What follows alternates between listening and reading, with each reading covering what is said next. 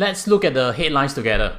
Mapletree Industry Trust DPU up 1.5% at 3.37 cents with high occupancy and rents. DPU, revenue and net property income also grew for the half year. Now, if you are also an investor in Mapletree Industry Trust, I think this sounds like music to your ears, correct? Or if you're looking to invest, maybe I can share with you deep insights. So if you're keen, continue watching. Hi guys, welcome back. Without further ado, let me show you the first and most important chart, which is the dividends per unit for Mapletree Industrial Trust. What we can see is Mapletree Industrial Trust is one of the few who has shown a consistent growth in DPU, and for us as investors, this is important, correct? Every dollar we put in, if you can grow the dividends per unit, that means you are getting higher and higher income. So I really like Mapletree Industrial Trust for it, but as you can see in the last 2-3 years, it has been flat, around 3+ cents per quarter.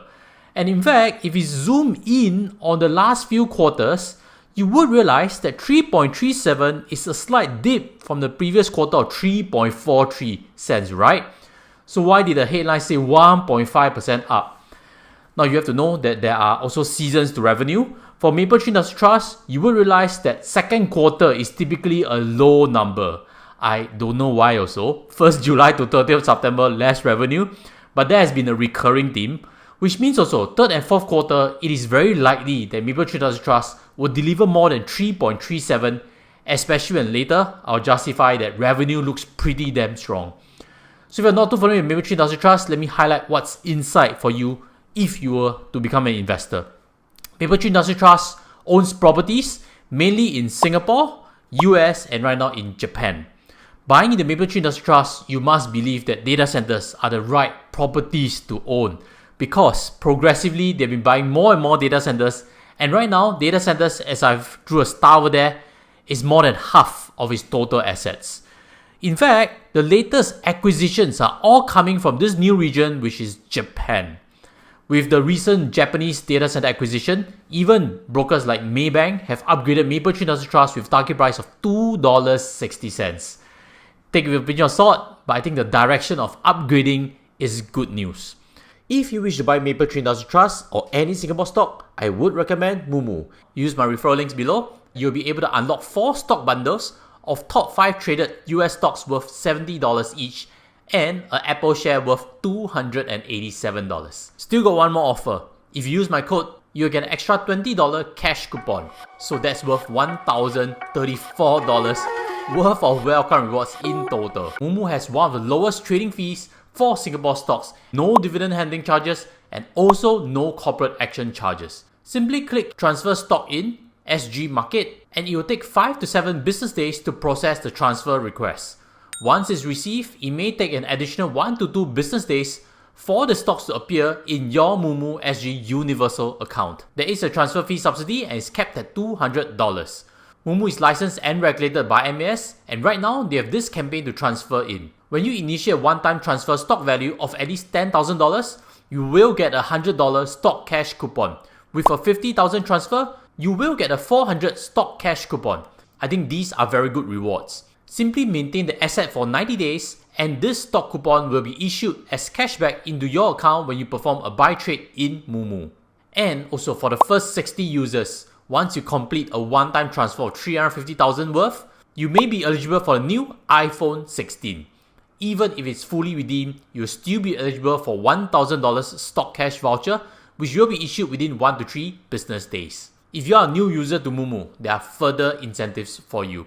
Simply sign up now and you can enjoy 6.8% per annum guaranteed rates for up to 30 days on Moomoo Cash Plus. Disclaimer, Moomoo Cash Plus is an investment product. Principal is not guaranteed and up to 30 days of 6.8% per annum is guaranteed only during the promotion period. After the promotion period, interest is not guaranteed. This is not comparable and is different from a fixed deposit or savings deposit.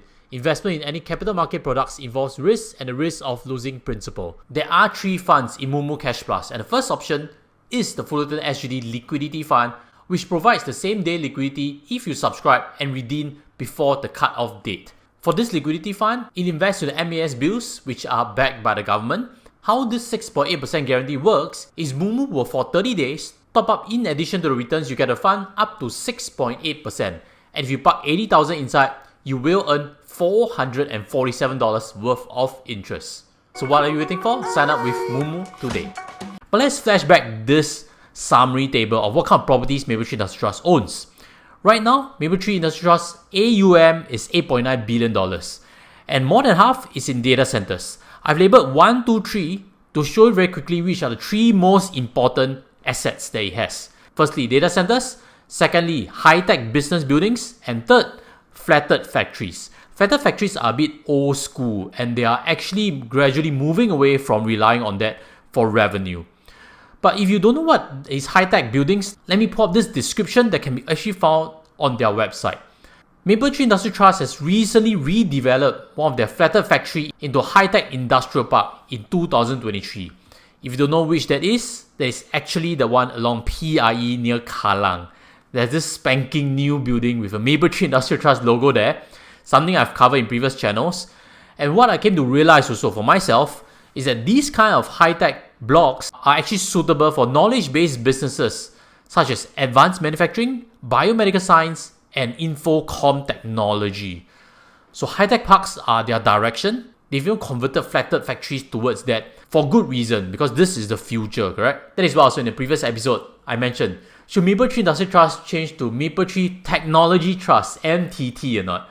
Anyway, I'll leave that episode towards the end of this. It connects the stories together and show you the progression that Mapletree Industry Trust has done. Now, just now at the start, I showed you the headline. Surface numbers looks good, correct? But that must be matched with better occupancy, better rental reversion.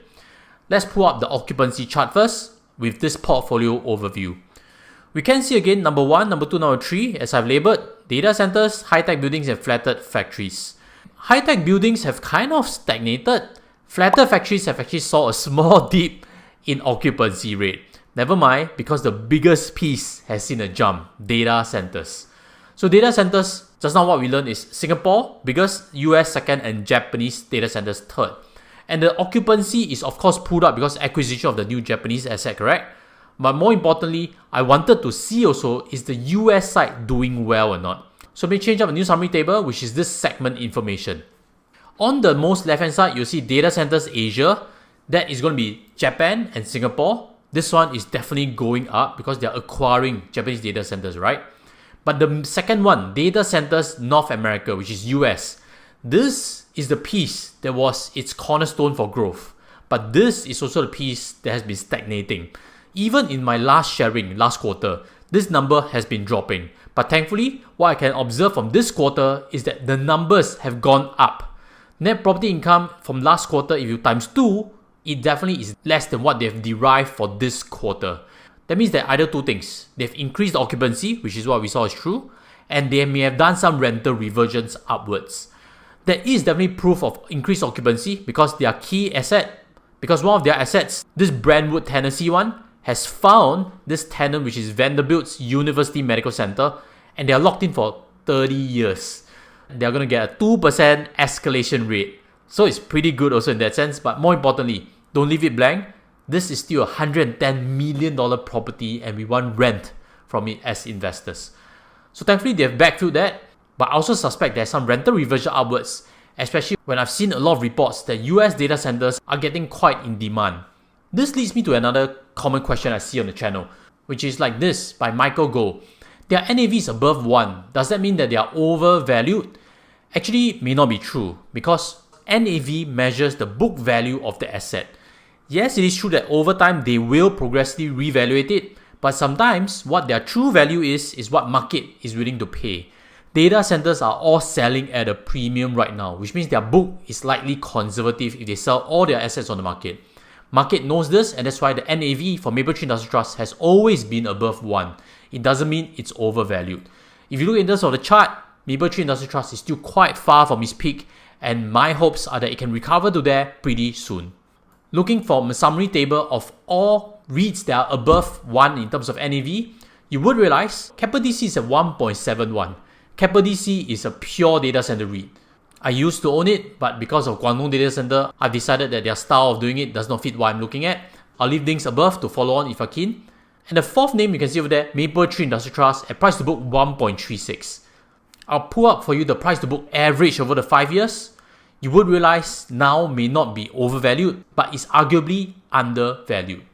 So all in all, I think as long as US data center side is going upwards, recovering, I think there's every reason to forecast growth in terms of Mapletree Industry Trust's revenue. So what we need to focus next is their loan cost, correct? Reits, they've been beaten down over the last 2 years because interest rates have skyrocketed and their loans have been getting more and more expensive. Before I show you what are the latest numbers, again, encourage you to smash the like button so we can reach a bigger audience together and show your support, especially if you've learned something from today's discussion. This over here is the latest loan numbers, and I'll point to you two important parts. The first is the fixed amount of total debt that they have on their books. This is still 80+%. Now when it's fixed, it means that interest rates come down very quickly. Don't expect the interest cost to drastically reduce. It doesn't work like that. There's 80% fixed already. Similarly, if interest rates go up, don't be too worried. 80% again is fixed. The average borrowing cost of 3.2% has been stagnating, and I think that is good news. In terms of refinancing, this year for Mapletree Industry Trust, they have refinanced almost everything. Only left 5% from a joint venture.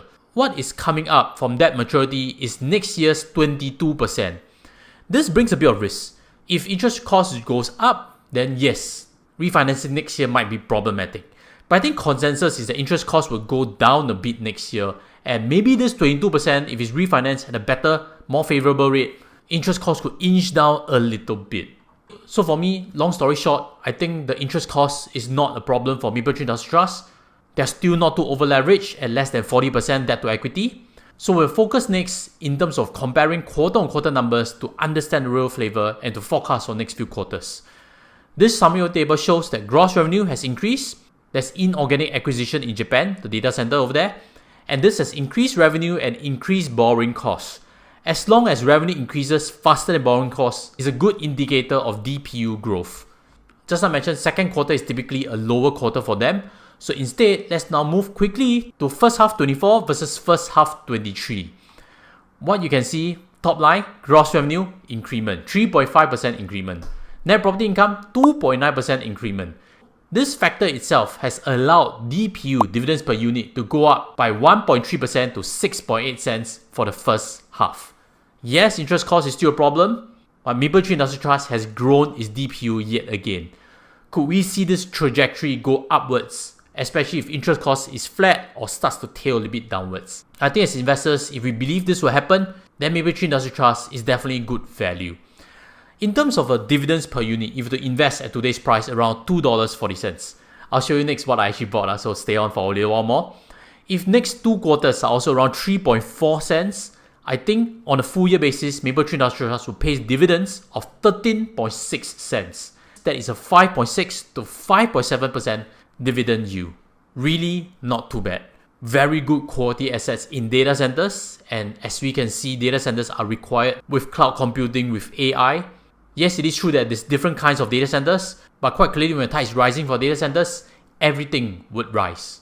I will be covering Mapletree Industry Trust progressively, and as always, if you like to find out more, smash the subscribe. Help us as we march towards 60,000 subscribers. At the start of this video, I did share that Mapletree Industry Trust is something that I own 45,000 in. And where is it? It's actually in my SRS. This is in addition to my cash allocation there already. And let me show you what I've actually done recently. As you can see, on 22nd October, I've actually bought a further 2,500 before earnings release. After US election when Donald Trump won and rates started to climb again, that hurt REIT sentiment, and I actually bought a little bit more on 11th of November. I don't have a crystal ball on what will happen to the markets next, and sometimes there are just ups and downs, so let's be a bit patient on it. So in total, I have about 50,000 worth in extra right now in my SRS account. These are moves that I've been making, and if you're keen to find out more, stay tuned for it. I will be releasing an update very soon, especially with the name right at the very bottom. That actually is sets. I've started accumulating on them, and I'll share with you more in that future episode. And if you'd like to find out more first, check out this previous episode I've done before on 4 stocks that I'll put $100,000 in. Invest safely as always, and I'll see you there.